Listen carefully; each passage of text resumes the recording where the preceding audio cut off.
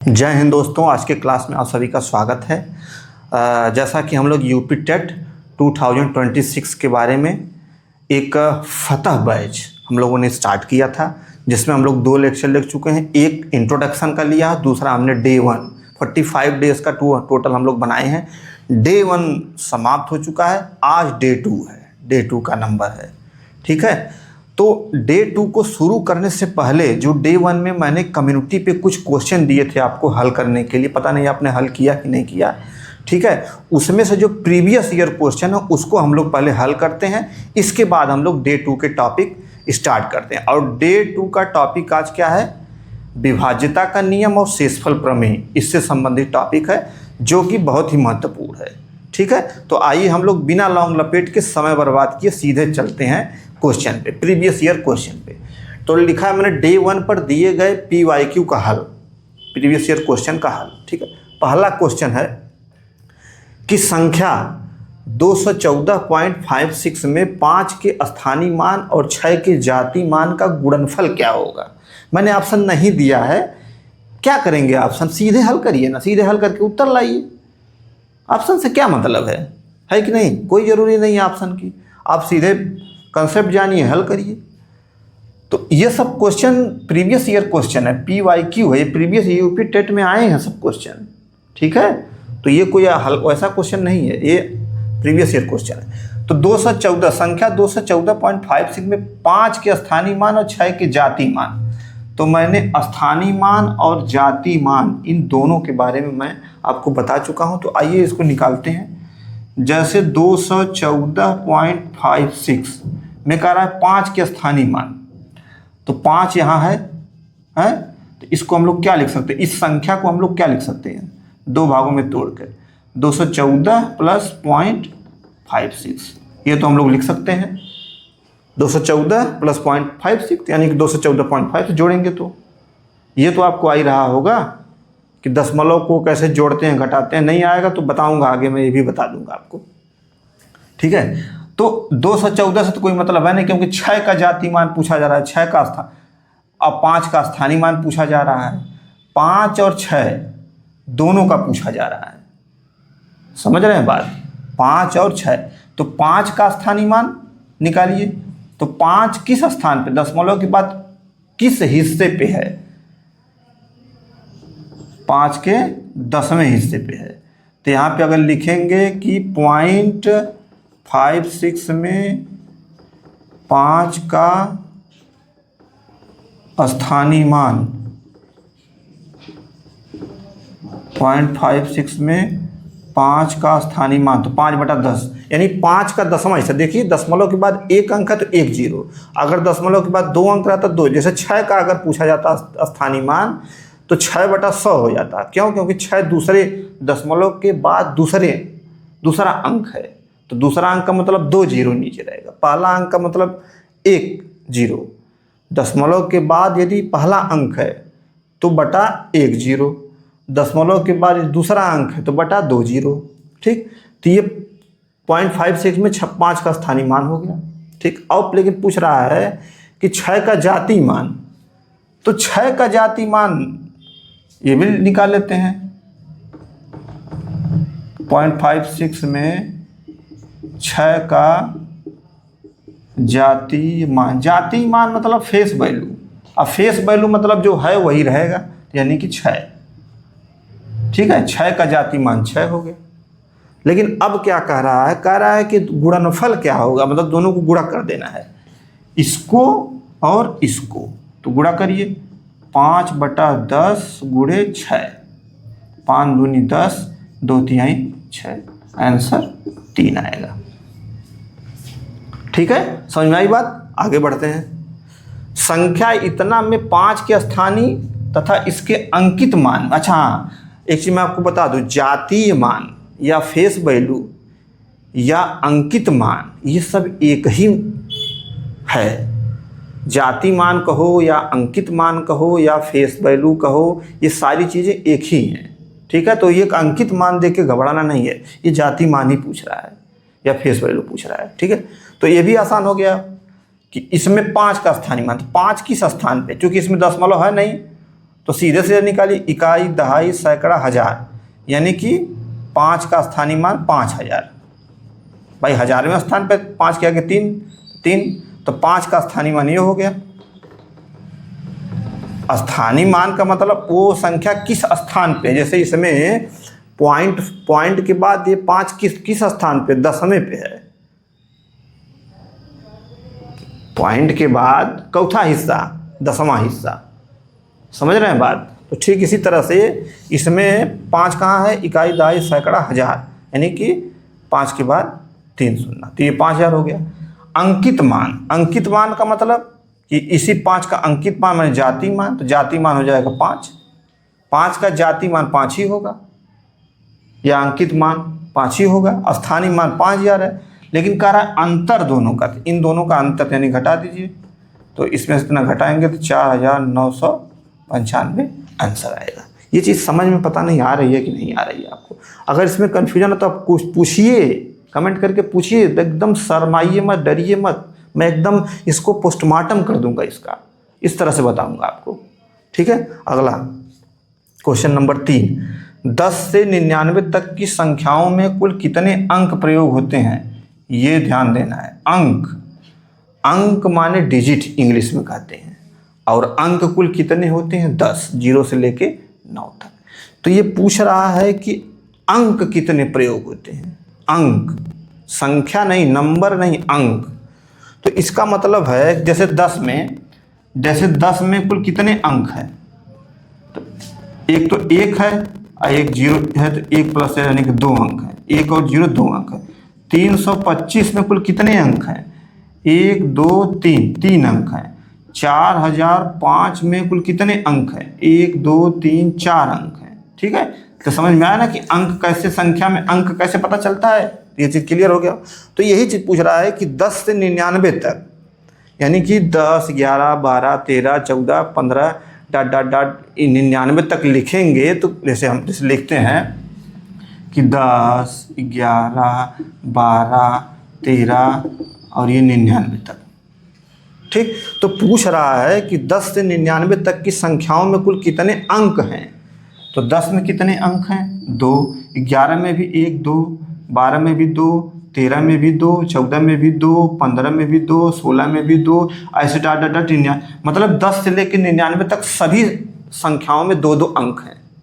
लेकिन ये पूछ रहा कुल कितने अंक, तो इनको जोड़ना पड़ेगा, 2 + 2 + 2 + 2 प्लस जोड़ दीजिए, आंसर आ जाएगा।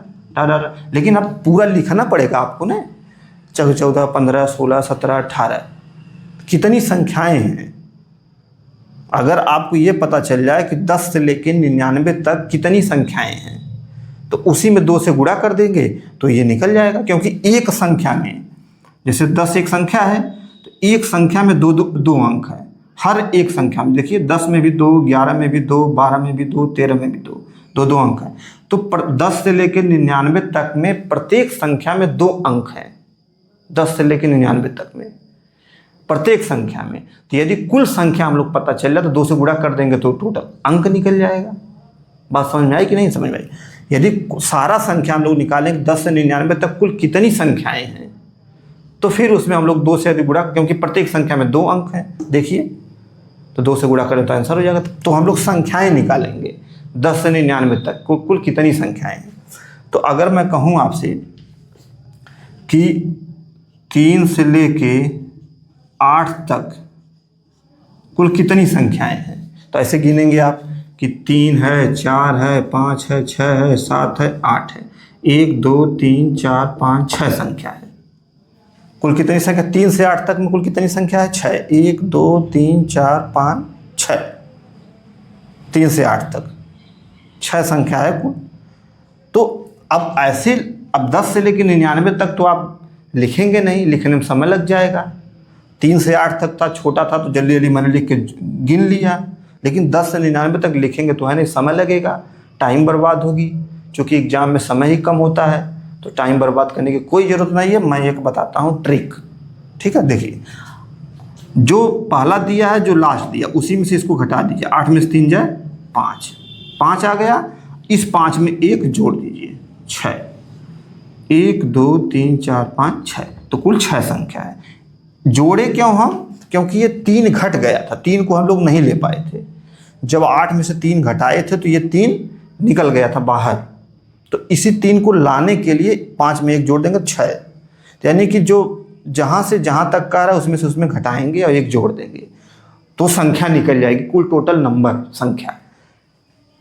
तो इसी तरह से 10 से 99 तक कह रहा है ये कि 10 से 99 तक, तो 99 में से 10 घटाएंगे तो कितना आ जाएगा? 99 माइनस 10। 99 में से 10 घटाएंगे तो 9 ये हो जाएगा, 9 में से 1 8। लेकिन ये 99 भी, ये 10 भी घट जा रहा है, तो इसके लिए इसमें 1 जोड़ देंगे 10 को लेने के लिए, तो ये हो जाएगा 90। यानी 10 से लेकर 99 तक कुल कितनी संख्याएं हैं? 90। कुल कितनी संख्याएं? 90।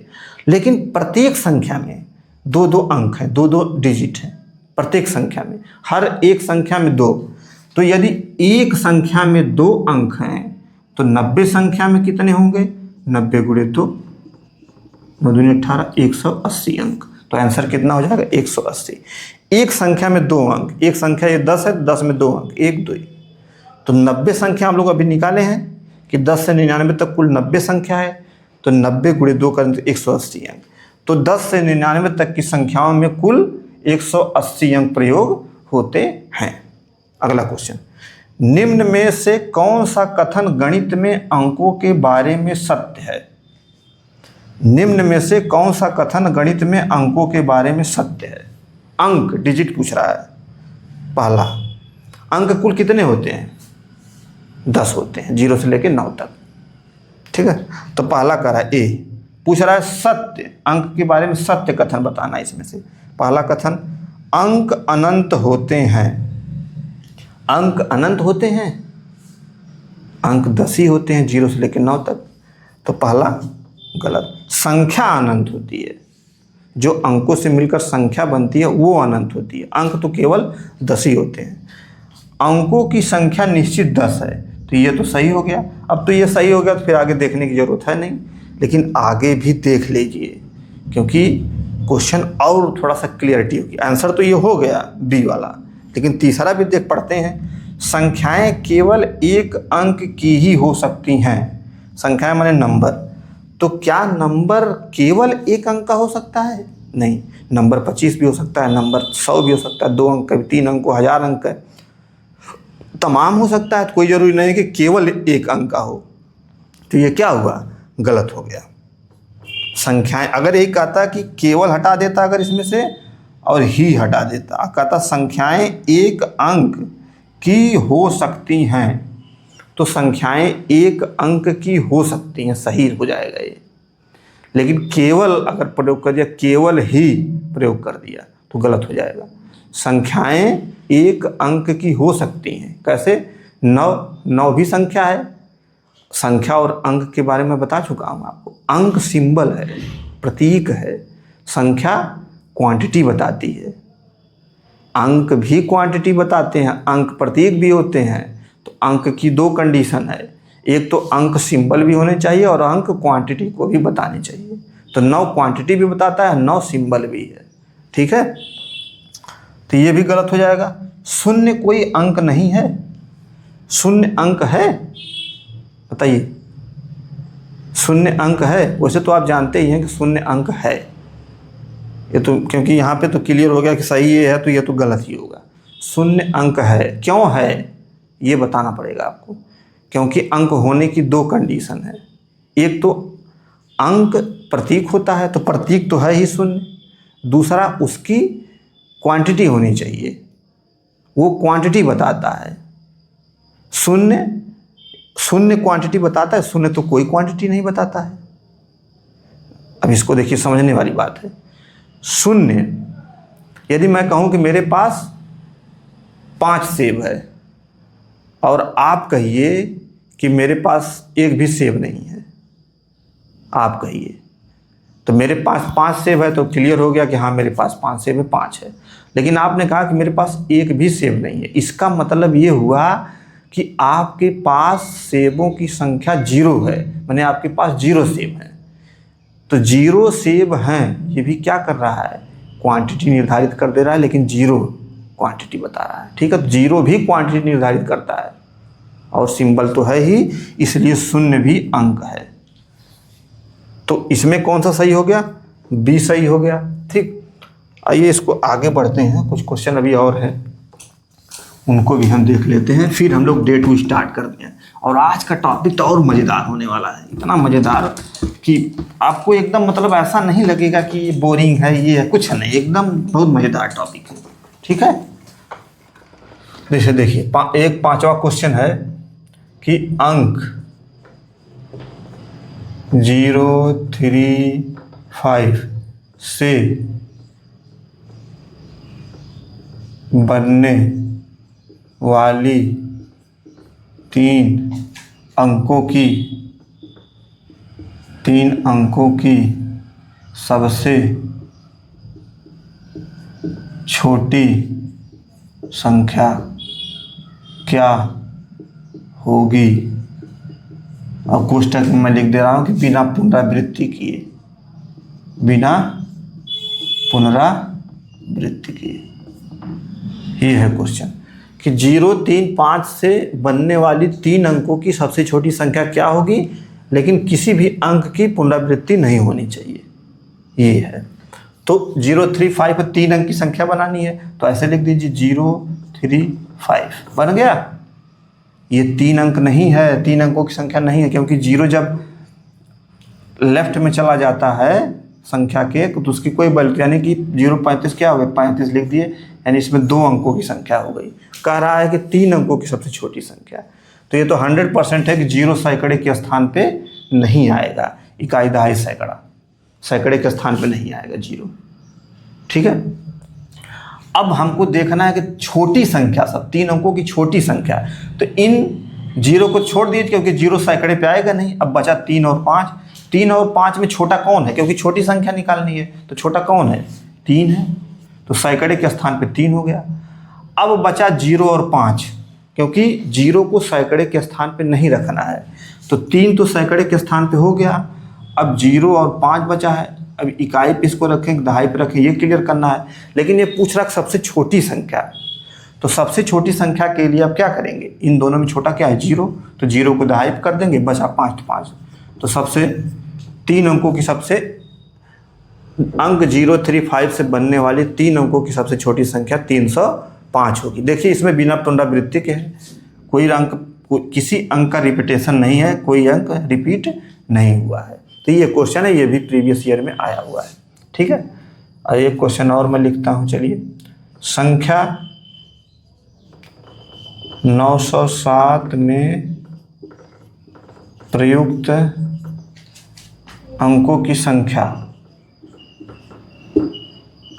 प्रयुक्त अंकों की संख्या कितनी है?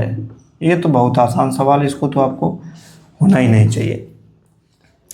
संख्या 907 में प्रयुक्त अंकों की संख्या, यानी कि 907 में कितने अंक प्रयुक्त हैं, तो 9, 1, 2, 3, कुल 3 अंक, तो इसका आंसर क्या होगा, 3 होगा।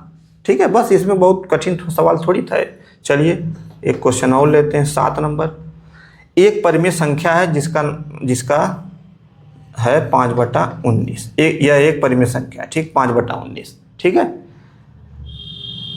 अच्छा इसको लिख ही देता हूं मैं। एक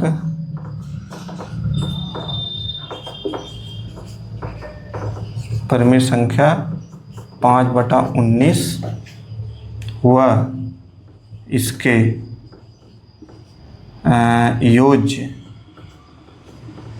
योज्य प्रतिलोम व इसके योज्य प्रतिलोम के गुणनफल का गुणात्मक प्रतिलोम क्या होगा? गुणात्मक प्रतिलोम, गुणात्मक प्रतिलोम क्या होगा? ठीक है, तो एक परिमेय संख्या 5/19 व इसके योग्य प्रतिलोम के गुणनफल का गुण। अब देखिए इसमें कई शब्द आए हैं। एक तो परिमेय संख्या आई है, परिमेय संख्या तो मैं बता चुका हूँ कि ऐसी संख्या जिसको P/Q के रूप में लिखा जाता है, ठीक, और पी बाई क्यू के रूप में लिखा जाता है, और पी और क्यू क्या है, पूर्णांक हैं, और Q is not equal to 0। ये होती है कंडीशन, ये होती है परिभाषा। तो ठीक है, 5/19 पी बाई क्यू के रूप में है, तो ठीक है 5/19 हो गया। चलिए हम लोग लिख लिए, वह इसके योज्य प्रतिलोम, मैंने 5/19 का योज्य प्रतिलोम, 5/19 का योज्य प्रतिलोम क्या होगा। तो योज्य प्रतिलोम की परिभाषा मैं आपको पहले बता दूं फिर। किसी भी संख्या का योज्य प्रतिलोम वह संख्या होती है जिसका उसी संख्या में योग करने पर रिजल्ट 0 आता है। नहीं समझ आई? जैसे 1 का योज्य प्रतिलोम अगर निकालना हो तो ऐसी संख्या ढूंढिए कि जिसको 1 में जोड़ें अगर तो इसका रिजल्ट 0 आए। तो एक ही है संख्या हो, -1, 1 - 1 0, यानी कि 1 का योज्य प्रतिलोम -1। 5 का योज्य प्रतिलोम -5, क्योंकि 5 - 5 जब जोड़ेंगे तो 0 हो जाएगा। अच्छा, -8 का योज्य प्रतिलोम, -8 का योज्य प्रतिलोम क्या होगा, 8 होगा, क्योंकि जब इन दोनों को जोड़ेंगे तो 0 हो जाएगा। तो किसी भी संख्या का योज्य प्रतिलोम वह संख्या होती है जिसको उसी संख्या में जोड़ने पर रिजल्ट 0 आना चाहिए, बस। तो 5/19 का योज्य प्रतिलोम क्या होगा, -5/19। क्यों? क्योंकि 5/19 और जब -5/19 दोनों को जोड़ेंगे तो आंसर 0 आएगा। ये देखिए, 5/19 - 5/19 = 0, घटाने तो 0 हो जाएगा। तो यानी कि 5/19 का योज्य प्रतिलोम -5/19। अब आगे क्वेश्चन पढ़ते हैं।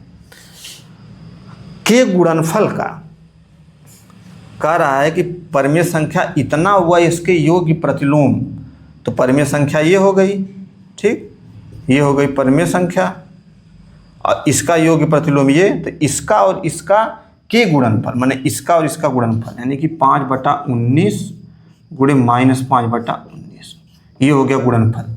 गुणनफल का गुणात्मक प्रतिलोम, गुणनफल का गुणात्मक प्रतिलोम क्या होगा। तो गुणात्मक प्रतिलोम भी जान, ये तो गुणनफल आ गया, ये गुणनफल है। अब कह रहा है कि गुणनफल का गुणात्मक प्रतिलोम। तो गुणात्मक प्रतिलोम का मतलब क्या होता है कि किसी भी संख्या का गुणात्मक प्रतिलोम वह संख्या होती है जिसका उसी संख्या में जब गुणा करेंगे तो आंसर 1 आएगा। गुणा करने पर आंसर 1 आना चाहिए। जैसे 5 का गुणात्मक प्रतिलोम कितना होगा, 5 का गुणात्मक, तो ऐसी संख्या ढूंढिए कि जो 5 में गुणा करने पे आंसर 1 आ जाए। तो 5 × 1/5, यानी 1/5 से अगर गुणा करेंगे 5 में तो आंसर 1 आएगा। तो यानी 5 का गुणात्मक प्रतिलोम 1/5, उल्टा कह लीजिए, एक तरह से कहिए, ठीक है। तो इसी का ये जो हल आएगा 25 - 25/19 × 19 कितना होगा, 19 का होल स्क्वायर। अच्छा, 19 का किसी भी संख्या का वर्ग डायरेक्ट कैसे निकालते हैं, पहले अंक का वर्ग कर देते हैं, 9 × 81, 8 बच गया, ठीक। फिर इकाई अंक, दहाई अंक और पावर तीनों का आपस में गुणा कर देते हैं। तो 9 × 9 9, दूनी 18, 18 आया, 18 और 8 जोड़ देंगे तो 26 आ जाएगा, 2 बच जाएगा। 1 का वर्ग करेंगे तो 1 आएगा, 2 इसमें जोड़ देंगे तो 361, यानी कि 361। तो 19 का वर्ग हो गया 361 -25/, तो ये हो गया, ये तो गुणनफल है, -25/361 गुणनफल है। लेकिन कह रहा है कि गुणात्मक प्रतिलोम क्या होगा गुणनफल का, तो इसका गुणात्मक प्रतिलोम क्या होगा 25/361 का। तो इसी संख्या का गुणात्मक प्रतिलोम वही संख्या होगी जिसका इसमें गुणा करने पे आंसर 1 आए। तो इसका गुणा करिए 361/25 माइनस, अब गुणा करिए, ये कट जाएगा, ये भी कट जाएगा, माइनस प्लस हो जाएगा, तो 1 आ जाएगा। यानी गुणात्मक प्रतिलोम क्या होगा -361/25, ये आपका आंसर हो जाएगा, -361/25, ठीक है। तो ये थोड़ा सा ये टॉपिक मैंने बताया भी नहीं था, मैंने आज इसी क्वेश्चन में ही सारा टॉपिक बता दिया। गुणात्मक प्रतिलोम मतलब गुणा करने पे 1 आ जाए, योग्य प्रतिलोम मतलब जोड़ने पे 0 हो जाए, बस ये दिमाग में रखना है किसी भी संख्या का। आइए अगला क्वेश्चन देखते हैं। क्वेश्चन प्रैक्टिस करेंगे जितना ही उतना ठीक रहेगा। अभी हम लोग डे 2 वाला इस टॉपिक स्टार्ट करते हैं, अभी स्टार्ट करेंगे, घबराइए मत। लेकिन जो क्वेश्चन है दिया था मैं उसको तो हल कर लिया जाए। प्रथम 9 अभाज्य संख्याओं का योग क्या होगा, यही है। प्रथम 9 अभाज्य संख्याओं का योग क्या होगा। तो प्रथम 9 अभाज्य संख्या, अभाज्य संख्या की इंग्लिश प्राइम नंबर, और अभाज्य संख्या के बारे में बता चुका हूँ आपको। क्या क्या बताया हूँ कि ओनली 2 फैक्टर, ऐसी संख्या जिसके 2 ही गुणनखंड हों, 2 ही भाजक हों। ठीक, तो 2 ही भाजक हों मतलब पहले 2 है, चलिए 1 बताइए अभाज्य संख्या है, 1 के केवल 1 ही भाजक है तो एक अभाज्य संख्या नहीं है। 2 हो जाएगा, 2 होगा, 3 है, 4 है नहीं, 5 है, 6 भी नहीं है, 7 है, 8 भी नहीं है, 9 भी नहीं है, 10 भी नहीं है, 11 है, 13 है, 14 भी नहीं है, 15 भी नहीं है, 16 भी नहीं है, 17 है, 18 भी नहीं, 19 है, 20 भी नहीं, 21 भी नहीं, 22 भी नहीं, 23 है, 24 भी नहीं, 25 भी नहीं, 26 भी नहीं, 27 भी नहीं, 28 भी नहीं, 29 है, 30 भी नहीं, 31 है। देखिए कितना होगा, 9 बोल रहा है। 1 2 3 4 5 6 7 8 9, यहाँ तक लेना है आपको, बस इन्हीं को जोड़ दीजिए। जोड़िए, 2 3 5, 5 5 10, 10 7 17, 17 10 27 1 28, 28 10 38, 38 2 40 1 41, 41 10 51, 51 7 58, 58 10 68, और 68 और 9, 68 9 कितना हो गया, 77, 77 हो गया। 77 23 0 100 हो गया, 7 3 10, 77 23 100 हो गया, यानी आंसर क्या होगा 100। 23 तक जोड़े ना तो आंसर 100 हो जाए। तो प्रथम 9 अभाज्य संख्याओं का योग 100 होगा।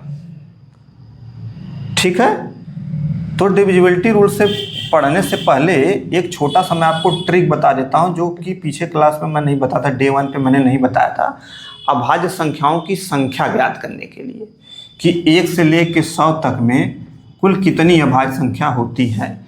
हालांकि मैंने बताया था कि 25 होती हैं, लेकिन अगर आपसे पूछे कि 1 से 10 तक में कितनी होंगी, 11 से 20 तक में कितनी होंगी, 21 से 30 तक में कितनी होंगी, ऐसे पूछ ले कि अभाज्य संख्या कितनी होंगी, तो थोड़ा सा आपको कन्फ्यूज। एक ट्रिक मैं बता देता हूँ, उसको आपको दिमाग में रखना है। ये ट्रिक है, देखिए 22 44 322 321, ये मोबाइल नंबर है। तो 1 से लेके 100 तक, 1 से लेके 100 तक में कुल अभाज्य संख्याएं कैसे, इस मोबाइल नंबर से हम लोग ज्ञात कर लेंगे। ये मोबाइल नंबर है 22 44 322 321। अब इनको जोड़ देंगे अगर तो 25 आएंगे। देखिए 2 2 4 4 8 4 12 3 15 2 17 2 19 20 21 3 24 1 25, यानी 1 से लेकर 100 तक कुल 25 अभाज्य संख्याएं हैं। लेकिन अब पूछता है कि 1 से 10 तक, फिर 11 से 20 तक, फिर 21 से 30 तक, फिर 31 से 40 तक, फिर 41 से 50 तक, फिर 51 से 60 तक, फिर 61 से 70 तक, फिर 71 से 80 तक, फिर 81 से 90 तक, और 91 से 100 तक।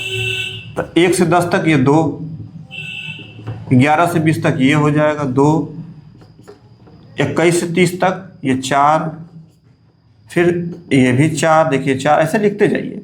3 है ये हो गया 2, ये भी 2, ये भी 3, ये 2, ये 1। बस 1 से 10 तक 2 अभाज्य संख्या है, 11 से 20 तक 2 है, 21 से 30 4, ऐसे करके आप टोटल करते हैं। ठीक है। तो अब नया टॉपिक हम लोग स्टार्ट करते हैं, ठीक है। तो नया टॉपिक में सबसे पहले हम लोग क्या पढ़ेंगे, शेषफल प्रमेय से संबंधित कुछ चर्चा हम लोग करेंगे, फिर आगे बढ़ते जाएंगे हम लोग, ठीक है।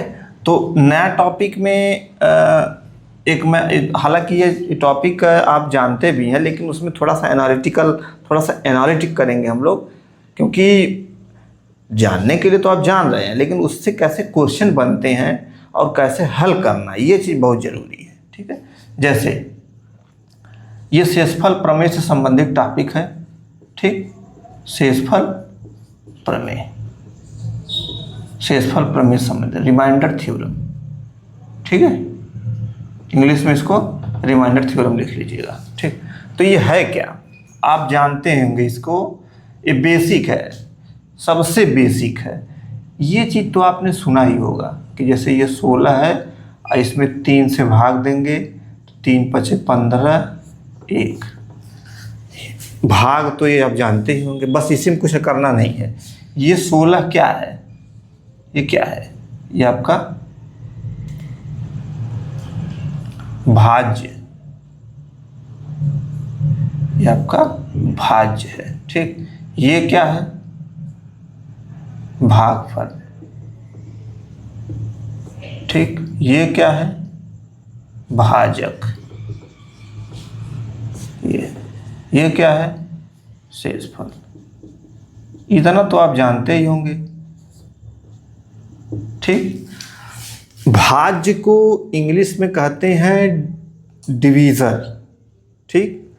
भाजक को कहते हैं डिविडेंड, ठीक। और भागफल को कहते हैं कोशिएंट, शेषफल को कहते हैं रिमाइंडर। ये भाग की कंडीशन है। तो हम लोग एक फार्मूला पढ़ते हैं बचपन से ही, क्या, कि भाज्य बराबर भाजक गुणे भागफल प्लस शेषफल। ये हम लोग बचपन से ही पढ़ते आ रहे हैं, तो ये तो आपको पता ही होगा, ये आपको पता ही होगा कि भाज्य बराबर भाजक गुणे भागफल धन शेषफल। भाज्य को हम लोग मान लीजिए ए से डिनोट करेंगे, ठीक। भाजक को मान लीजिए पी से करेंगे प्रदर्शित, भागफल को कोशिएंट क्यू से और शेषफल को आर से, ठीक। तो ए बराबर बी क्यू प्लस आर, ये फार्मूला तो आपको पता ही होगा, ये फार्मूला आप बचपन से जानते हैं, आपको पता भी होगा, इसमें बहुत ज़्यादा गणित नहीं है, ये आपको अच्छे से पता है। अब इसी फार्मूले को, इसी जो ये भाग दिए हम लोग, इसी में थोड़ा सा हम लोग और आगे बढ़ते हैं, देखते हैं क्या इससे निकल रहा है, ठीक है। तो ये सब तो जाने गए, इंग्लिश आप लिख लीजिएगा।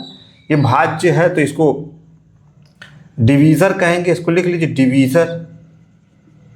डिवीज़र, ठीक। भाजक को आप लिख लीजिएगा डिविडेंड, भागफल को कोशिएंट, ठीक, और इसको रिमाइंडर, ठीक है, इसको रिमाइंडर। तो ये हो गया आपका फार्मूला। अब इसी में हम लोग बढ़ते, जैसे 16 में आपने 3 से भाग दिया, ठीक।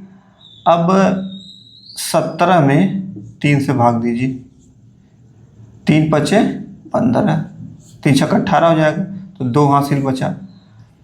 इसके पहले हम लोग किस में भाग दिए थे, 16 में 3 से भाग दिए थे, यहाँ 16 वाला भी लिख दिया जाए, चलिए।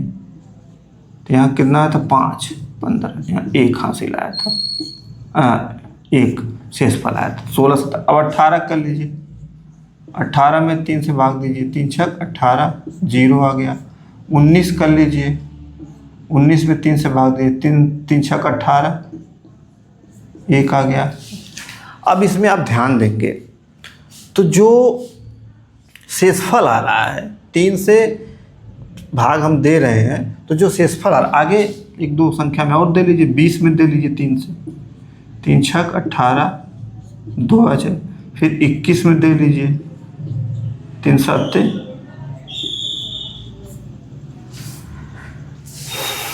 17 के 21, ठीक है। तो अब देखिए इसमें एक लाइन से आप देखते जाइए, 16 में भाग दिए तो 1 शेषफल आया, 17 में भाग दिए तो 2 शेषफल आया, 18 में भाग दिए तो 0 आया, फिर 19 में दिए तो 1 आया, फिर 20 में दिए तो 2 आया, फिर 21 में दिए तो 0 आया। देखिए 1 2 0, पहले ये आया, फिर 1 2 0। यानी कि इससे क्या निकल रहा है कि 3 से किसी भी संख्या में भाग देंगे तो जो शेषफल आएगा वो 0 से लेकर 2 तक हो सकता है। कहाँ से? 0 से लेकर 2 तक, 0 से लेकर 2 तक 0 1 2 यही हो सकता है। किसी भी संख्या में 3 से भाग देंगे तो शेषफल क्या होगा? 0 होगा, या तो 1 होगा या तो 2 होगा। ठीक, न 0 से कम होगा न 2 से ज़्यादा होगा। बात समझ में आ रही है? तो किसी भी संख्या से किसी भी संख्या में भाग देने पर, तो जिससे आप भाग देंगे, भाग जिससे देंगे उसको क्या कहा जाता है? भाजक।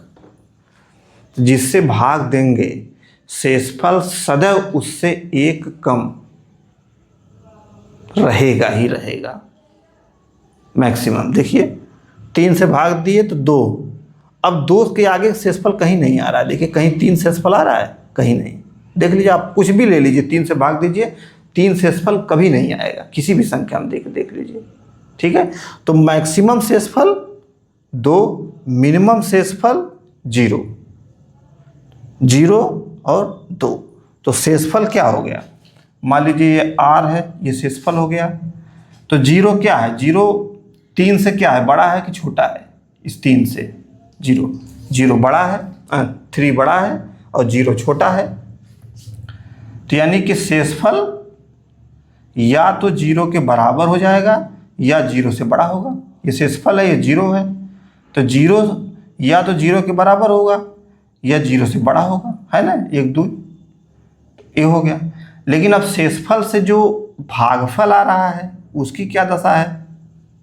जो ये b आपका, ये b जो है, b की क्या दशा है? b क्या है आपका? भाजक है, तो b ये हो जाएगा। भाजक से कम, भाजक बड़ा होगा। भाजक मतलब 3, यहाँ पे 3 भाजक है, तो 3 सदैव शेषफल से बड़ा है। शेषफल 0 1 2 है, किसी भी संख्या में 3 से भाग दे रहे हैं तो जो शेषफल आ रहा है वो 3 से कम ही आ रहा है। किसी भी संख्या में 3 से भाग दे रहे हैं तो जो शेषफल आ रहा है वो 3 से कम ही आ रहा है। 0 1 2 0 1 2 यही आएगा ही आएगा। तो ये फार्मूला बन गया कि नहीं बन गया कि शेषफल जो है भाजक से सदैव कम होता है और 0 के या तो बराबर होगा या 0 से अधिक होता है। तो ये एक फार्मूला बन गया। ये अब यही चीज़ व्यवहारिक जीवन में भी लागू होती है। यही चीज़ इसको हम लोग व्यवहारिक जीवन में लागू कर सकते हैं। कैसे लागू करेंगे? थोड़ा इसको समझिए। देखिए, इसको आप नोट करिएगा। अच्छा, लागू कैसे करेंगे थोड़ा सा ये देखिएगा। ये चीज़ आप समझ, ये क्या है? रिमाइंडर। ये क्या है? मैंने बताया भाजक है, 0 है। शेषफल सदैव या तो 0 के बराबर होगा या 0 से बड़ा होगा, लेकिन भाजक से कम होगा शेषफल। ठीक है, तो ये बता रहा है कंडीशन। किसी भी संख्या से किसी संख्या में भाग देख लीजिए, यही कंडीशन आएगी। आप, मैं तो 3 और लिया था ना, आप कुछ भी लेके देख लीजिए। ठीक है, अब आइए इसी पे थोड़ा सा आगे हम लोग बढ़ते हैं। इसी पे जैसे मान लीजिए आपके पास कुल 39 टाफियाँ हैं, 39 टाफियाँ हैं और बांटनी है 5 लोगों में। 5 लोगों में 39 टाफियाँ हैं, 5 लोगों में बांटनी है और प्रत्येक को 8-8 टाफी मिले। ऐसी बांटनी है कि प्रत्येक को 8-8 टाफी मिले। ये मैं क्यों बता रहा हूँ? ये इसी शेषफल जो भी मैं बताया हूँ ना, इसी से ये कनेक्ट है। देखिए कैसे 39 टाफियाँ हैं, 5 लोगों में बांटना है, लेकिन ऐसा बांटना है कि प्रत्येक को 8-8 टाफी मिले। तो कैसे करेंगे? 5 लोग हैं तो मान लीजिए 1 हैं, ये हैं, 2 हो गए, 3 हो गए, 4 हो गए, 5 हो गए। 5 लोग हैं, ठीक। अब प्रत्येक को 8-8 टाफी मिले तो 39 टाफी है, तो पहले एक एक को देंगे। पहले ऐसे ही चलता था, एक टाफी इनको, एक इनको, एक इनको, फिर एक इनको, फिर ऐसे ही करते जाएंगे, फिर इनको ऐसे ही करते जाइए। कितना हुआ? 1 2 3 4, 4 5 20 टाफी अभी हुई, अभी 20 बटी है। ऐसे एक एक क्रमवाइज आप देते जाइए, पहले एक को दीजिए, फिर दूसरे को, फिर तीसरे को, चौथे को, फिर पहले को, ऐसे देते जाइए। देखिए क्या कंडीशन बन रही है। 1 2 3 4 5 6 7, 7 5 35 टाफियाँ हो गई। 36 37 38 39। अब इन लोगों को तो 8-8 टाफी मिल गई। 1 2 3 4 5 6 7 8, इनको भी मिल गई, इनको भी 8 मिल गई, इनको भी 8 मिल गई, इनको भी 8 मिल गई। लेकिन ये बेचारे बच गए, ये मामला खाली हो गया, ये बच गए। तो अब जब ये बच गए, चूंकि क्वेश्चन में क्या कहा है कि प्रत्येक को 8-8 टाफी मिले, तो 8 इनको मिल गई, 8 इनको मिल गई, 8 इनको मिल गई, 8 इनको मिल गई। लेकिन इनको भाई साहब को 8 नहीं मिली, तो क्या करेंगे? इनको भी 8 मिल जाए, इसके लिए क्या करेंगे? या तो एक टाफी लाएंगे कहीं से खरीद के, इनको ला के दे देंगे तो मामला पूरा हो जाएगा, यानी +1 टाफी कर देंगे, मामला पूरा हो जाएगा, तब 8-8 टाफी मिल जाएगी, ठीक। यहीं पे मैं लिख दूँ, 8-8 के हटा के लिख दूँ कि प्रत्येक को बराबर टाफी मिले। ऐसी बांटिए 39 टाफियों को कि 5 लोगों में प्रत्येक को बराबर टाफी मिले। तो चलिए ठीक, बराबर करने के लिए क्या करेंगे? इधर 8-8 मिल गई है, एक खरीद के लाएंगे कहीं से, इनको दे देंगे, तो इनको तो मतलब एक लाना पड़ेगा आपको। या तो ये हो सकता है, या इन चारों को हटा दीजिए, ये 4 निकाल दीजिए, तब भी प्रत्येक को बराबर हो जाएगा, तब भी तो हो जाएगा 7-7 टाफी। 1 2 3 4 5 6 7, 7-7 टाफी हो जाएगा, सबको बराबर हो जाएगा। तो यानी कि या तो 4 माइनस कर दीजिए, या तो 1 लाइए खरीद के टाफी, या तो 4 निकाल लीजिए, बाकी सबको 7-7 कर दीजिए, तो तभी बराबर बराबर मिलेंगी, ठीक। अब ये पहले होता था, ये इस तरह से खड़े कर दिए, फिर एक लाइन से बांटे। लेकिन अगर क्वेश्चन में आपको ये सब संख्याएं ज़्यादा हों, तो आप भाग देकर निकालेंगे कि चाहे भैया 39 टाफी है, तो 5 से हम भाग देंगे, तो 5 7 35, 9 में से 5 जा 4, ठीक। अब प्रत्येक को 7 टाफी तो हमने दे दिया, ये 7, ये वाला जो टोटल है हिस्सा 7-7 है, 7 वाला तो बढ़ गया, जो भागफल आया वो बटने का हो गया, ठीक। लेकिन 4 टाफी क्या हो गई है? बच गई है। अब बांटना है हमको बराबर, तो 4 अगर इनको दे देंगे तो ये वाला बच जाएगा। तो क्या करेंगे? या तो इस शेषफल को निकाल देंगे बाहर, शेषफल को क्या करेंगे? भाग में जो शेषफल है उसको निकाल दीजिए, -4 कर दीजिए, इसमें से 39 में से 39 -4 कर दीजिए, कितना बच जाएगा? 35। अब 7-7 टाफी हो जाएगी, ठीक। या तो 1 जोड़ दीजिए इसमें, 39 में 39 + 1 40 कर दीजिए, तो 8-8 टाफी हो जाएगी। लेकिन ये एक हमको पता कैसे चलेगा? यहाँ तो चलिए हम लोग चित्र बना लिए हैं, तो एक पता चल गया, एक कैसे पता चलेगा? तो क्या करेंगे कि ये जो भाजक है, शेषफल, भाजक में से शेषफल घटा देंगे, यानी 5 - 4 = 1, तो 5 - 4 = 1। तो अब इस पे क्या निष्कर्ष निकला कि यदि बराबर बराबर बांटना है तो कितना जोड़ा जाए और कितना घटाया जाए। तो जब कितना जोड़ना हो तो उसको क्या करेंगे आप? जो भाजक होगा उस भाजक में से शेषफल को घटा देंगे, तो उतना आप जोड़ देंगे भाज्य में, ठीक। और कितना घटाया जाए ये है, तो जो शेषफल है सीधे भाजक में से घटा देंगे। तो इस पे क्वेश्चन बनता है कि 3 अंकों की वह बड़ी से बड़ी संख्या बताइए कि जो 13 से पूर्णतः विभाजित हो जाए। 3 अंकों की वह छोटी से छोटी संख्या बताइए जो 13 से पूर्णतः विभाजित हो जाए।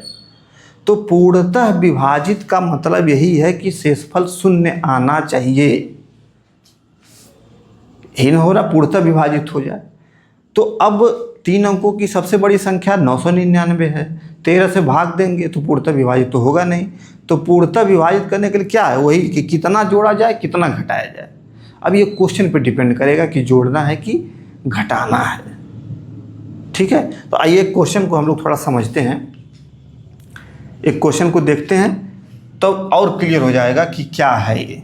ठीक है, एक क्वेश्चन देख ले, इसी पे एक क्वेश्चन हम लोग समझते हैं। जब एक क्वेश्चन समझ लेंगे ना तो वो चीज़ और स्पष्ट हो जाएगी, कितना जोड़ा जाए। जैसे देखिए, जैसे क्वेश्चन है कि 3 अंकों की वह बड़ी से बड़ी संख्या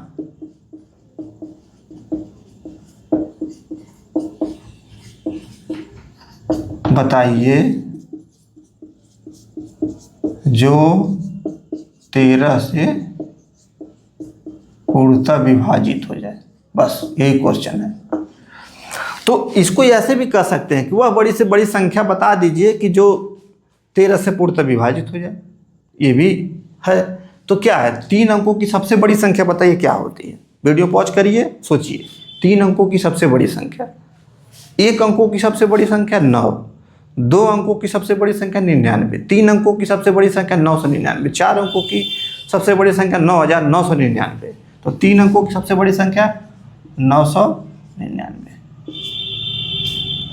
अब वह बड़ी से बड़ी संख्या बताइए कि जो 13 से पूर्णतः विभाजित है। अब ऐसी संख्या आपको निकालना है 3 अंकों की कि जिसमें शेषफल 0 आए, यानी कि वही कि ए की टाफी सबको बराबर बराबर हो जाए, बराबर बराबर मिलेगी तभी तो शेषफल 0 आएगा। अभी मैंने 39 वाला जो बताया है उसमें अगर ये जो एक जोड़ देंगे तो पार्ट में से 40 कट जाएगा, 8 8 सबको बराबर बराबर, शेषफल 0।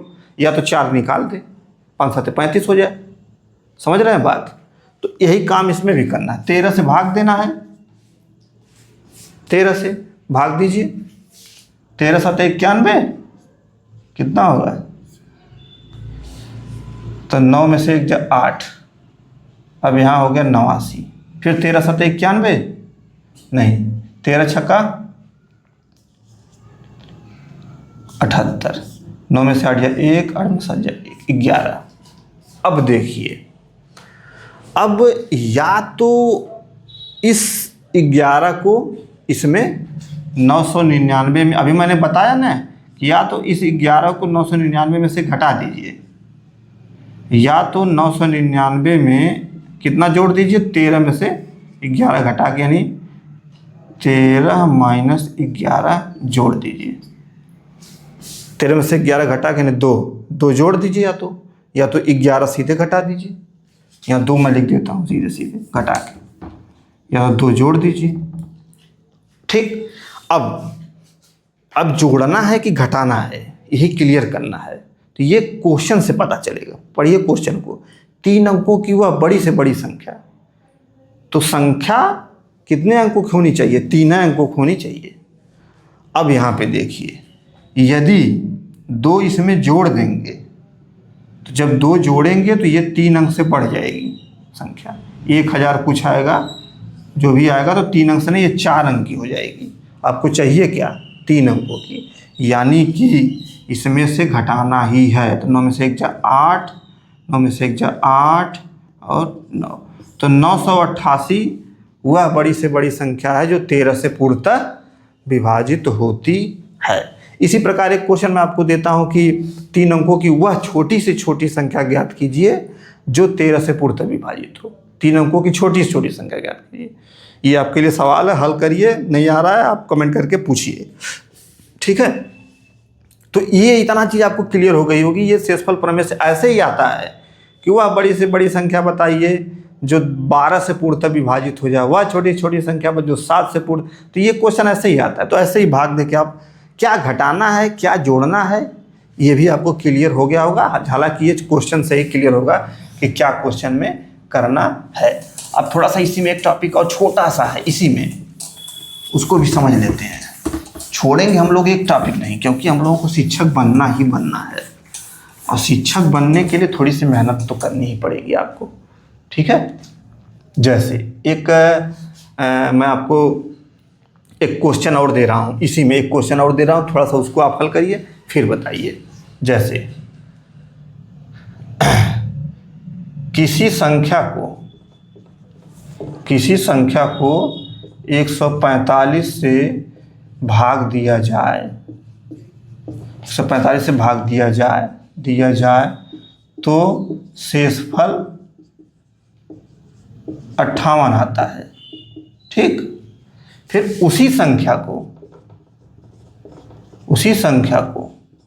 29 से भाग दिया जाए तो शेषफल क्या होगा, यही क्वेश्चन है। माने आर क्या होगा, रिमाइंडर क्या होगा, ये क्वेश्चन है। किसी संख्या को 145 से भाग दिया जाए तो शेषफल 58 आता है, उसी संख्या को 29 से भाग दिया जाए तो शेषफल क्या होगा, ये क्वेश्चन है। तो जैसा कि मैंने आपको फार्मूला बताया ही था कि ए बराबर बी क्यू प्लस आर। ए क्या है, भाज्य है, बी क्या है, भाजक है, क्यू क्या है, भागफल है, आर क्या है, शेषफल है। तो 145 से भाग देना जा रहा है, यानी कि बी का मान है 145। क्यू क्या है, भागफल है, भागफल पता नहीं हम लोगों को, तो भागफल लिख लेते हैं। आर 145 से जब भाग देते हैं तो शेषफल 58 आ जाता है, ठीक है। और संख्या हमारी है ए है संख्या। इस संख्या को 145 से भाग देते हैं तो शेषफल 58 आता है, ये आपका हो गया संख्या, ठीक। ए अब कह रहा है कि उसी संख्या को 29 से भाग दिया जाए, माने इसी संख्या को 29 से भाग दिया जाए तो शेषफल क्या होगा। चलिए इससे 29 से भाग दो, 29 से भाग दीजिए, दोनों तरफ 29 बटा कर दीजिए, भाग हो जाएगा। तो 29 से भाग दिए तो शेषफल क्या होगा, तो 29 से तो भाग हो गई, लेकिन अब शेषफल इधर पता चलेगा ना शेषफल कैसे है। तो 145 बटा 29 प्लस 58 बटा 29, तो ये कितना कट जाएगा ना, 9 पचे 29, 5 9 45, 5 दूनी 10, 5 से कटेगा ना, 5 9 45, 5 दूनी, चल ठीक 5 बार, ये दूना 2 बार, यानी यहाँ के 0 आ जाएगा, यहाँ शेषफल आर 0 आएगा। ये भी कट जा रहा तो यहाँ भी 0 आएगा, ठीक। तो यहाँ भी शेषफल 0 आ रहा है, यहाँ भी शेषफल 0 आ रहा है। तो यानी कि ए में 29 से भाग देंगे तो शेषफल रिमाइंडर 0 आएगा। अब यहाँ पे ये चीज़ ध्यान देने वाली है कि 145 क्यू बटा 29 ये जो है, हालांकि उत्तर हमको पता चल चुका है 145 क्यू बटा 29, इसमें कैसे मालूम कि क्यू तो हमको पता ही नहीं है, तो हम कैसे मालूम कि इसको जब भाग देंगे तो शेषफल 0 आएगा, ये कैसे पता हमको, कैसे हमने इसको लिख दिया कि आर बराबर 0, रिमाइंडर बराबर 0 या शेषफल बराबर 0, इसमें इससे भाग देंगे। तो क्यू पता रहता तो चलिए, जब क्यू कोई अंक रहता, संख्या रहती, तो हम लोग गुणा करके भाग देते, चेक कर लेते। क्यू का पता ही नहीं है तो कैसे करेगा। देखिए अब इसी पे एक शेषफल प्रमेय लागू होती है एक और, अब उसी शेषफल प्रमेय को मैं बता रहा हूँ आपको। पहले उसको मैं, जैसे मान लीजिए कोई संख्या 5 6 3 8 2 8, ठीक, और गुणे यहाँ मान लीजिए 7 है, और गुणे है 25, ठीक, अब बटा है 5। तो अब इस संख्या से भाग देंगे तो रिमाइंडर 0 ही आएगा। ऐसा क्यों, इसमें भी अगर 5 से भाग देंगे ना तो रिमाइंडर 0 आएगा, भाग के करके देख लीजिएगा, कैलकुलेटर से करके देख लीजिएगा। इससे इस संख्या में पूरे में 5 से भाग देंगे तो शेषफल 0 आएगा, नहीं पूरी तरह से कट जाएगी 5 से। क्यों, कैसे, एक शेषफल प्रमेय लागू होती है। क्या है वो शेषफल प्रमेय, कि किसी संख्या से भाग दिया जाए तो जो हर होता है, जिस संख्या से हम लोग भाग देते हैं, यदि उस संख्या का गुणज अंश में मौजूद हो, गुणज मल्टीपल, गुणज माने मल्टीपल इंग्लिश में, मौजूद हो तो नीचे वाली संख्या से वह पूर्णतः विभाजित होती है। ये है फार्मूला। क्या है कि यदि ये अच्छा ऊपर वाले को हम लोग क्या करते हैं, जो ये ऊपर है जो जिसमें हम लोग भाग देते हैं उसको हम लोग क्या कहते हैं, भाजक। और जिससे भाग देते हैं उससे, अभी मैंने बताया ना आपको कि जिससे भाग देते हैं उसको हम लोग भाजक कहते हैं। ये भाजक है, 5 क्या है, भाजक है। ठीक, और ये हमारा भाज्य।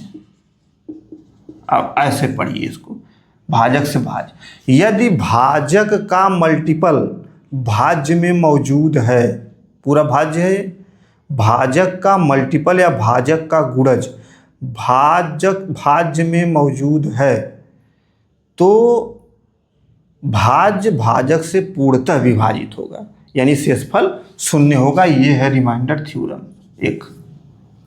जैसे 8 9 8 8 कर लो, गुणे 5 गुणे यहाँ पे 29 है, यहाँ बटा 29 है। अब 29 का गुणज मौजूद है, 29 एकम 29, तो ये पूर्णतः विभाजित हो जाएगा, r बराबर 0। ठीक है, तो r बराबर 0, यानी कि ये एक रिमाइंडर थ्योरम का एक पार्ट था, तो इसको मैंने आपको बता दिया कि यदि अच्छा ऐसे भी हो सकती है, इसको दूसरी भाषा में हम लोग कहें, कितनी भी बड़ी संख्या क्यों न हो, कितनी भी बड़ी संख्या क्यों न हो, यदि भाजक का मल्टीपल उस संख्या में मौजूद है तो वह संख्या पूर्णतः विभाजित होगी या शेषफल 0, पूर्णतः विभाजित होगी शेषफल 0 आएगा। इस तरह से इसको हम लोग कह सकते हैं, नोट कर लीजिएगा जो मैं बोल रहा हूँ। ठीक है, तो वही चीज़ यहाँ लागू हुई है कि ये कितनी भी बड़ी, यहाँ क्यों कुछ भी हो, लेकिन ये 145 जो है इस भाजक का मल्टीपल है, 5 बार में चला जा रहा है। मल्टीपल मतलब कट जाए, 0 आ जाए, शेषफल पूरा कट जाए, पूर्णतः विभाजित हो जाए। तो 29 से सीधे 5 गुना करेंगे तो 145 जाएगा, पूर्णतः विभाजित हो जाएगा। अब क्यू कुछ भी हो, क्यू क्या है, क्यू ये है। ठीक, यहाँ भी क्यू ये है, क्यू कुछ भी हो, लेकिन अगर भाजक का मल्टीपल भाज्य में मौजूद है तो वह संख्या पूर्णतः विभाजित हो जाएगी। बस यही यहाँ पे लगा, इसीलिए यहाँ पे शेषफल मैंने 0 लिख दिया, और ये तो कट ही रहा है पूरा पूरा, तो यहाँ भी शेषफल 0, तो इसका आंसर आएगा क्या, शेषफल 0। ठीक है, तो अब इस पे आधारित आप क्वेश्चन लगा सकते हैं, कोई भी क्वेश्चन हो, बहुत कठिन नहीं है। ठीक है, अब आइए हम लोग अगला टॉपिक देखते हैं, किसी संख्या का इकाई अंक ज्ञात करना। अब इकाई अंक से संबंधित आप तमाम यूट्यूब पे वीडियो देखे होंगे, तमाम चीज़ देखो कि इकाई अंक यूनिट डिजिट से संबंधित तमाम क्वेश्चन एग्जाम में आते हैं। ठीक है, तो ये बहुत ही इम्पॉर्टेंट टॉपिक है, और जैसा कि आप जानते हैं कि यदि आपको यूपी टेट 2026 क्वालिफाई करना है तो ये इसको आपको जानना होगा। ठीक है, तो इसमें मैंने कुछ क्वेश्चन लिखे हैं, इसी क्वेश्चन से हम लोग शुरुआत करते हैं, फिर पूरा थ्योरी पढ़ डालते हैं। ठीक है, तो पहला लिखा मैंने कि 2 गुणे 3 गुणे 6 में इकाई अंक क्या होगा। तो सीधा सीधा है, ये सीधा आप क्या है, गुणा कर दीजिए सीधा 2 3 6, 6 6 के 36, तो यहाँ 36 आ गया। अब इसमें इकाई अंक क्या है, 6 है, यानी आंसर 6 हो गया। अब इसमें क्या है, इसमें कोई गणित नहीं है, सीधे है, 2 3 6 6 6 36, 36 में 3 6 है, 6 इकाई के स्थान पर, इकाई अंक 6 हो गया, यही आंसर हो गया। ठीक है, दूसरा देखिए आप, ये 23 96 37, 23 गुणे 96 गुणे 37 में इकाई अंक क्या होगा। अब यहाँ तो छोटा था तो गुणा आपने कर लिया, धड़ छोटा था, 2 3 6 36 हो गया। यहाँ थोड़ा ये बड़ी हो गई संख्या, 2 अंक की संख्या लेकिन बड़ी है। अब यहाँ क्या करेंगे, तो अब यहीं से हम लोग एक ट्रिक मैं आपको बताता हूँ। ये ट्रिक क्या है कि इकाई अंक को यदि आपको ज्ञात करना है, इकाई अंक को ज्ञात करना है तो इकाई अंक केवल इकाई अंक पे ही निर्भर करता है। इस बात को दिमाग में रखेंगे, इकाई अंक किस पे निर्भर करता है, केवल इकाई अंक पे निर्भर करता है। संख्या कितनी भी बड़ी क्यों ना हो, इकाई अंक केवल इकाई अंक पे निर्भर करता है। क्या है इसका मतलब, देखिए अब ये संख्या, इसको गुणा करेंगे तो समय लगेगा ज़्यादा, इतना तो एग्जाम में समय होता नहीं है, ठीक है। गुणा करने में भी आपको तमाम दिक्कत होगी। इसमें क्या है, मैंने बोला अभी कि इकाई अंक केवल इकाई अंक पे निर्भर करता है। तो 23 में इकाई अंक क्या है, 3 है, 96 में 6 है, 37 में 7 है, ठीक। तो कुछ नहीं करना, इसी इकाई अंक जो मैंने अभी इस पर अंडरलाइन किया है, ये जो इकाई अंक है इन्हीं को कर लेना। जैसे 3 और 6, 3 और 6 का गुणा करना, 6 त्रिक 18 आ गया, 6 त्रिक 18 बट 8 इकाई अंक पे आ गया। अब 8 गुणे 7 करेंगे तो 8 7 56 आ गया, यानी कि 6। तो 6 हो गया आपका आंसर। इकाई अंक क्या होगा, 6। तो इतना को गुणा जब करेंगे तो इकाई अंक 6 आएगा। कैलकुलेटर में लगा के देख लीजिएगा, ठीक है। तो इकाई अंक केवल इकाई अंक पे निर्भर करता है, बस संख्या कितनी बड़ी क्यों ना हो, आप इकाई अंक का मल्टीप्लाई करते जाइए और इकाई अंक लिखते जाइए। जैसे अब इसमें देखिए, इसमें भी इकाई अंक ये है और ये है। तो 9 और 6 का गुणा करेंगे, 9 छक 54 हो गया, 54 में 4 इकाई अंक हो गया। अब 4 और 5 का करेंगे तो 4 5 20 हो गया, यानी इकाई अंक 0, आंसर 0 आ गया। बस इकाई अंक केवल इकाई अंक पर निर्भर करता। अब इसमें देखिए, इसमें यहाँ ये एक इकाई है, ये है 0 गुणे 8 0 हो गया, फिर ये 0 आया, 0 गुणे 5 0 हो गया, फिर ये 0 गुणे 6 0 हो गया, यानी इकाई अंक 0। अब यहाँ पे देखिए कि जब कई संख्याएं हैं इसमें 70 68 65 66, लेकिन किसी भी एक संख्या में यदि इकाई अंक 0 है तो पूरी संख्या का इकाई अंक 0 हो जाएगा। दिमाग में रखना, यहाँ पे 70 वाला जो है एक इकाई अंक 0 है, तो कुछ भी गुणा करिए आप, इकाई अंक 0 आएगा, डायरेक्ट आप लिख सकते हैं। ये ऐसे गुणा करके लिखने की ज़रूरत नहीं है। तो यदि किसी भी संख्या में इकाई अंक 0 है और उस संख्या का किसी भी संख्या से गुणा है, तो जब हल करेंगे तो जो उत्तर आएगा उसमें इकाई अंक क्या होगा, 0 ही होगा। इसको देखिए आप, 71 से लेके 79 में इकाई अंक क्या होगा। अब इनका गुणा करेंगे, इतना लंबा चौड़ा गुणा हो जाएगा। 60 कर देखिए, 1 और 2 का गुणा करेंगे तो 2 आ गया, ठीक। अब इस 2 और 3 का करेंगे तो 3 आ गया, इस 3 और 4 का करेंगे तो 12 आ गया, माने 2 इकाई अंक। इसका करेंगे 2 5 10 आ गया, 0, ठीक। आगे इसे करते जाएंगे, ठीक, करते जाएंगे वहाँ तक। अब एक चीज़ ध्यान देनी है आपको कि 74 75 आगे डॉट 79 तक आप गुणा करते जाइए। अब देखिए, अब आ गया इकाई के स्थान पे 0। यहाँ पे मैंने अभी बताया कि जब इकाई के स्थान पे 0 आएगा तो इकाई अंक सीधे सीधे आप गुणा करने की जरूरत नहीं, सीधे सीधे इकाई अंक 0 लिख दीजिए। यहाँ पे 0 क्यों आया ये ध्यान देना है। 5 और गुणे 2 है, 5 और गुणे, देखिए 5 है यहाँ 2 है, तो ये 2 और ये 5, इन दोनों का जब गुणा हो जाएगा तो 5 दूनी 10। तो यदि किसी भी संख्या में 2 और 5 का गुणज हो तो इकाई अंक 0 ही होगा, डायरेक्ट आप लिख सकते हैं। तो 2 और 5 हो तब 0 होगा, या इकाई अंक 0 हो तब 0 होगा। ये भी दिमाग में आपको रखना है, ये इंपॉर्टेंट है। सीधे सीधे आप यूज करेंगे, 2 और 5 आ गया तो सीधे सीधे 0, ठीक। अगला देखिए, इसमें इकाई अंक, सब इकाई अंक देख लीजिए, कुछ नहीं करना है। 6 गुणे 6, 6 6 के 36 हो गया। इसमें 6 इकाई अंक, 6 गुणे 6, ये भी 36 हो गया। इसमें भी 6 इकाई अंक, 6 गुणे 3, 6 त्रिक 18 8, यानी इकाई अंक 8 हो जाएगा। बस अब जोड़ में देख लीजिए, इसमें 7 3 10, यानी इकाई अंक 0। अब इसमें घटाना है तो 3 में से 7 तो घटेगा नहीं, तो जैसे आप घटाते वैसे घटाइए, हासिल लेंगे 13 में 7 जाए 6, 7 6 13, 6 इकाई अंक। ये नहीं कर देना कि 3 में 7 घटा के -4 लिख दिए, ये गलत हो जाएगा। हासिल लेके काम करना है। यहाँ पे इकाई अंक 0, एक में से एक 0 हो गया। अच्छा, इन सब संख्याओं का तो आपने गुणा वाला है, तमाम चीज़ें आपने लगा ली, लेकिन अब मैटर फंसता है आगे। देखिए, अब पावर वाला देखिए, 2 की घात 3 में इकाई अंक, तो 2 की घात 3 का मैं आपको बता चुका हूँ, 2 गुणे 2 होता है। 2 की घात 3 का मतलब 2 का 3 बार गुणा, तो 1 2 3, यानी 2 दूनी 4 दूनी 8, यानी इकाई अंक क्या हो जाएगा 8, ठीक। अब 2 की घात 4 देख लीजिए, तो अब 2 की घात 4 है तो 2 का 4 बार गुणा, ठीक। तो 2 दूनी 4, दूनी 8, दूनी 16, 16 आया, यानी इकाई अंक 6 आया, इकाई अंक 6, इसमें इकाई अंक 6। लेकिन अब ये तो छोटे नंबर थे, चलिए 2 का पावर 4 है, 2 का पावर 3 है, तो हम लोग 2 गुणे 2 गुणे 2 गुणे 2 कर ले रहे हैं, ठीक। लेकिन अब देखिए यहीं पे आ गया 3 के पावर 2047 या 2 का पावर 2047, इसमें इकाई अंक क्या होगा? अब मामला यहीं फंस जाता है, यहीं पे मामला फंस जाता है।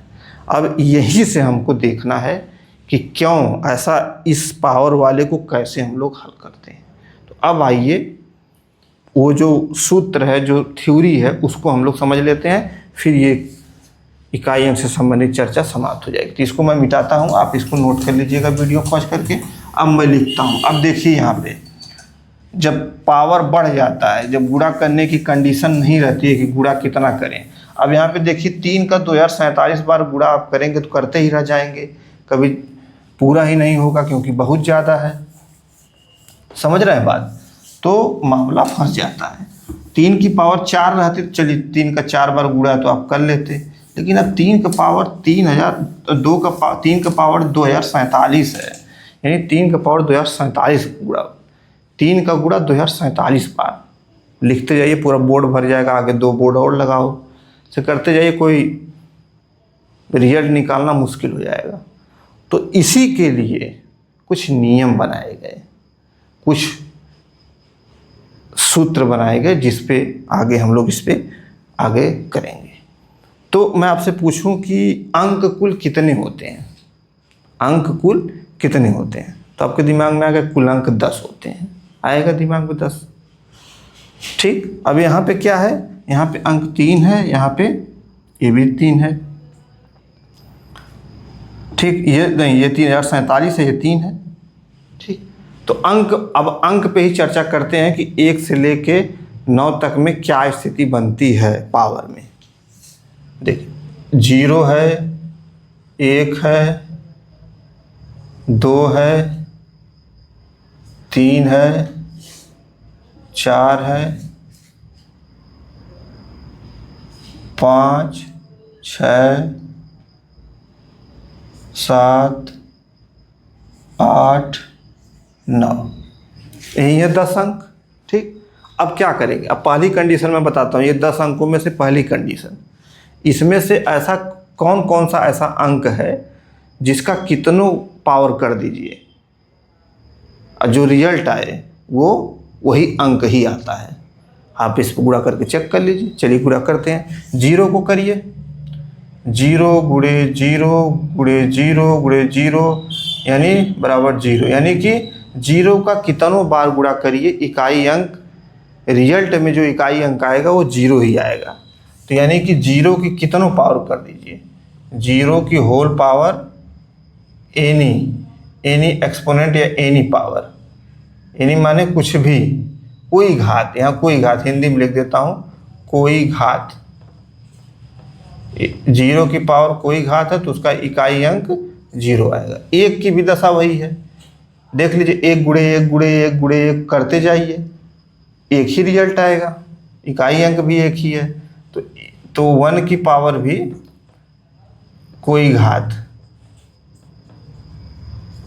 1 की पावर भी कोई घात एक ही आएगा। क्या एक आएगा? इकाई अंक एक आएगा। अरे भाई 1 का कितनों पावर कर डाल, 1 का पावर 3047 कर लीजिए, मैंने 1 का 3047 बार गुणा करेंगे तो एक ही आएगा। तो यानी कि इकाई अंक क्या है? 1 आएगा। तो 0 और 1 हो गया। मैंने बोला था कि ऐसा कौन कौन सा अंक है इसमें से कि जिस अंक का कुछ भी पावर कर डालिए, जो रिजल्ट आएगा उसमें जो इकाई अंक आएगा वह वही अंक ही आएगा। तो 2 नहीं होगा, आप 2 देख लीजिएगा, नहीं होगा, 3 भी नहीं होगा, 4 भी नहीं होगा, 5 आएगा। 5 का करिए, 5 का पावर 1 करेंगे तो 5, 5 का पावर 2 करेंगे तो 5 5 25, यानी इकाई अंक देखिए 5 आ रहा है ना सब। 5 का पावर 3 करेंगे तो 125, यहाँ भी इकाई अंक। 5 का पावर 4 करेंगे तो 625, यहाँ भी देखिए सब 5 5 5। तो 5 के कुछ भी पावर करिए, इकाई अंक 5 ही आएगा। तो यहाँ पर 5 लिख दीजिए। अब 5 की कोई घात, इकाई अंक 5।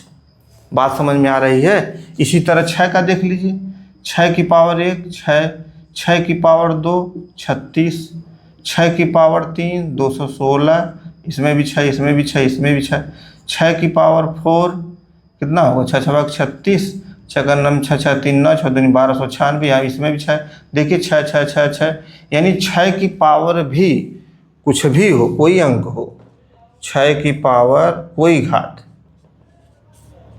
घात इकाई अंक 6 ही होगा। तो 0 1 5 6 ये सब ऐसे अंक हैं कि इन सब का कुछ भी घात कर डालिए, कुछ भी पावर कर डालिए। जैसे 6 की पावर अगर हम 3047 कर दें तो इकाई अंक 6 आएगा। 6 का 3047 बार गुणा करिए तो जो रिजल्ट आएगा उस रिजल्ट में इकाई के स्थान पे 6 ही आएगा। ठीक है, तो 0 1 5 6 ये 4 अंक ऐसे हैं कि जिनका कुछ भी पावर कर डालिए इकाई के स्थान पे यही अंक ही आएंगे। अब दूसरी कंडीशन में बोल रहा हूँ, इसमें से कौन कौन से अंक हैं ऐसे कि जिसका कोई भी पावर कर डालिए वह 2 के बाद जाके उनका 2 की साइकिल बनाते हैं, 2 की साइकिल बनाते हैं। तो उसमें कौन कौन है, एक तो अपना 4 हो जाएगा, एक हो जाएगा 9। साइकिल बनाने का मतलब क्या है, देखिए 4 की पावर 1 4, फिर 4 की पावर 2 4 चौको 16, 4 की पावर 3 64, ठीक, 4 की पावर 4 4 चौको 16, 4 छक 24 1 25, 4 की पावर 5 4 छक 24, 4 5 20 2 22, 4 दूनी 8 2 10 1024, 4 की पावर 5 तो 4 चौको 16, 4 दूनी 8 1 9, 4 शून्य 0 4 1 4096। देखिए अब इसमें गौर करने वाली बात, जब 4 की पावर 1 किए तो इकाई अंक 4 आया, 4 की पावर 2 किए तो इकाई अंक 6 आया, 4 की पावर 3 किए तो इकाई अंक 4 आया, 4 की पावर 4 किए तो 6 आया, 5 किए तो 4 आया, 6 किए तो 4 आया। देखिए यानी क्या हो रहा है, एक बार 4 फिर 6 फिर 4 फिर 6 फिर 4 फिर 6, यानी 4 6 4 6 4 6, 2 के साइकिल पे बार बार इकाई अंक रिपीट कर रहा है 2 के साइकिल पे। इसी तरह आप 9 का भी देखेंगे, 9 का 1 देखिए तो 9, 9 का 2 देखेंगे 9 9 81, फिर 9 का 3 देखेंगे तो 9 का 9 9 9 8 72, 9 का 4 देखेंगे तो 9 9 81, 9 दूनी 18 8 26, 9 7 63 2 65। ठीक, तो ऐसे आप गुणा करते जाएंगे। तो अब इसमें भी देखिए 9 1 9 1, इसमें भी 2 की साइकिल बना रहा है, 2 की बाद बार बार अंक यूनिट डिजिट इकाई अंक रिपीट कर रहा है। ठीक है, तो 4 और 9 में आप देखेंगे कि साइकिल 2 की साइकिल बनती है, 2 पे रिपीट कर रहा है। अच्छा, इसमें गौर करने वाली बात क्या है, देखिए जब 4 की घात विषम संख्या है 1 3 5, ये घात है 1 3 5 ये सब घाते हैं, तो जब 4 की घात विषम संख्या है तो इकाई अंक देखिए 4 ही आ रहा है। तो यहाँ पे हम लोग क्या लिख सकते हैं कि जब 4 की घात विषम संख्या है तो इकाई अंक 4 आएगा। अब फिर जब 4 की घात सम 2 4 6 सम संख्या है तो इकाई अंक 6 आ रहा है। तो 4 की घात सम संख्या यदि है तो इकाई अंक 6 है। ठीक, इसी तरह 9 का देख लीजिए, 9 की घात जब विषम है, 9 की घात विषम संख्या है तो 9, और 9 की घात जब सम है तो 1। देखिए 9 की घात विषम है 1 3 सब क्या है तो 9 ही आ रहा है, ये सम है 2 4 तो 1 आ रहा है। ठीक, तो अब आपको क्या ध्यान देना है कि 4 की पावर यदि विषम संख्या कुछ भी कोई भी विषम संख्या हो, 4 की पावर कोई भी विषम संख्या हो, उसका जब रिजल्ट करेंगे तो इकाई के स्थान पे 4 ही आएगा। सीधे लिख देना है आपको, ठीक है। 4 की पावर यदि 27 है, 4 की पावर 27, तो 27 क्या है, यहाँ पे मैं लिख दूँगा 4 की पावर 27 में इकाई अंक क्या होगा। तो 4 की पावर 27, तो 27 क्या है, सम है कि विषम है, 2 से कटेगा कि नहीं कटेगा, 2 से नहीं कटेगा, यानी कि विषम है। तो 4 की पावर विषम है, और जब 4 की पावर विषम संख्या होती है इकाई के स्थान पे 4 ही आता है, तो आंसर 4 ही आ जाएगा, इसके इकाई के स्थान पे 4 आएगा, ठीक। इसी प्रकार 9 का भी है, देखिए 9 का विषम है तो 9, 9 का सम। तो किस किस अंक को हम लोग छांट लिए, 0, 1, 5, 6, 4, 9। अब कौन कौन अंक बचे हैं, 2 बचा है, 3 बचा है और 7 बचा है, 8 बचा है, 4 अंक और बचे हैं। इसको आप नोट कर लीजिएगा, ये सब जो मैं बनाया हूँ, ठीक, नोट कर लीजिए। तो 2, 3, 7, 8, 4 अंक और बचे हैं, 2, 3, 7, 8। अभी इस क्वेश्चन को हम लोग हल करेंगे, अभी देखिएगा, अभी हल हो जाएगा। 2, 3, 7, 8। अब 2 का देखिए, जब 2 की पावर 1 है तो 2, 2 की पावर 2 है तो 4, 2 की पावर 3 है तो 8, 2 की पावर 4 है तो 16, ठीक। फिर 2 की पावर 5 है तो 32, 2 की पावर 6 है तो 64, 2 की पावर 7 है तो 128, ऐसे करते जाइए। 2 की पावर 8 है तो 2 8 है 16, 2 4 1 5, 2 256। अब देखिए, पहले 2 की पावर 1 है तो इकाई अंक 2, 2 हुआ 4, 3 हुआ घात तो 8, 4 हुआ घात तो इकाई अंक 6, 5 हुआ तो 2, 6 हुआ तो 4, 7 हुआ तो 8, 8 हुआ तो 6। इसमें कुछ दिख रहा है इकाई अंक में क्या हो रहा है, यहाँ से देखिए अब समझ में आएगा। 2 की घात 2, 4, 8, 6।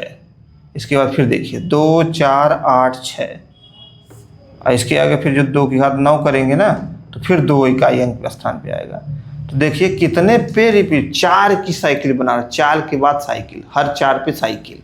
देखिए 1, 2, 3, 4 पे 2, 4, 8, 6 इकाई अंक पे आ रहा है। फिर देखिए 5, 6, 7, 8, मतलब फिर 2, 4, 8, 6, ये भी इकाई अंक पे आ रहा है, यानी कि 4 पर साइकिल बन रही है, साइकिल 4 पे। तो अंक 2 की साइकिल 4 पे बन रही है, ठीक। इसी तरह 3 की भी साइकिल 4 पे बनेगी। देखिए 3 आ गया, स्क्वायर में 9 आ गया, 27 आ गया, 4 में 81 आ गया, 5 में 24 ये हो गया। देखिए 3, 9, 7, 1, फिर 3, 9, 7, 1 ऐसा आएगा। ये भी क्या है, ये भी 4 की साइकिल पे है, 3 भी।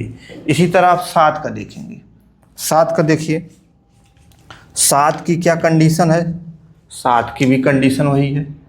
7 की घात 1 7, 7 की घात 2 7 7 49, 7 की घात 3 343, 7 की घात 4 तो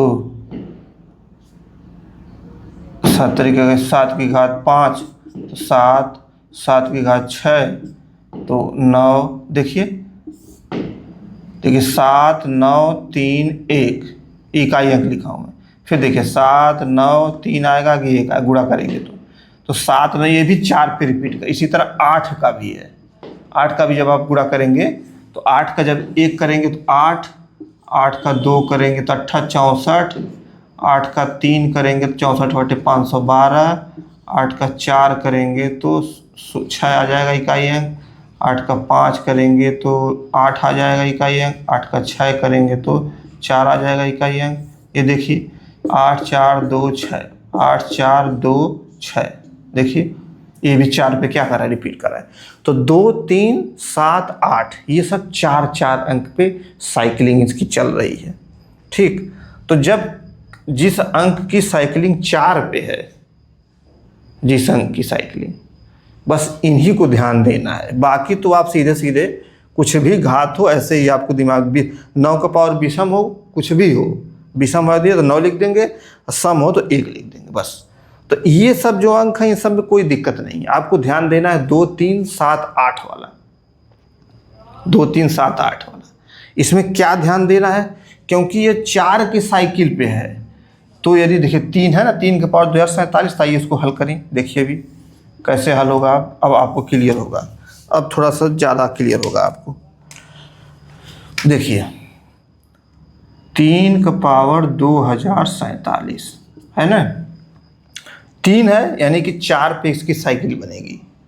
तो क्या है कि जितने पे साइकिल बनती है उतने से इसके शेष इसके पावर में भाग दे देते हैं, यानी कि 2047 में 4 से भाग दे देंगे। कितना आएगा, 4 5 20, ठीक, 4 आ गया, 4 1 9 4, 0 7 आ गया, 4 1 9 4, 7 में 4 जा 3।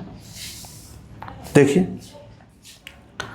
तो ये देखिए 3 शेष आ गया, शेषफल 511 ही आ गया। तो अब इस 3 की घात 2047 को हम लोग क्या लिख सकते हैं, 3 की घात 4 होल पावर 511 गुणे 3 की घात 3। ये जो शेष है यहाँ लिख देंगे 3 की पावर 3। आइए जो भागफल आया 511, इसको 3 की घात 4 का 511 कर देंगे। 4 से इसमें शेषफल में भाग क्यों देंगे, क्योंकि इसकी साइकिलिंग 4 पे है, ठीक है। तो अब 3 की घात 4 यदि है तो इकाई अंक क्या आता है, देखिए 3 की घात 4 है तो इकाई अंक 1, यानी 1 आ जाएगा। 1 की घात 511 गुणे 3 3 9 3 27। अब 1 का 511 माने 1 हो गया, और 27 का मतलब 27 हो गया, 27 यानी 27 यानी 7। तो इसमें इकाई अंक 7 होगा। समझ में आई बात। अब 3047 की पावर 3047 सब ये है। अच्छा, इसी जैसे 3 का मैंने लगा, इसी तरह 2 का भी है, इसी तरह 7 का है, इसी तरह 8 का है। अब आपको ध्यान करते जैसे 8 की पावर 4 आप लिखेंगे ना तो इकाई अंक के 6 लिखिएगा।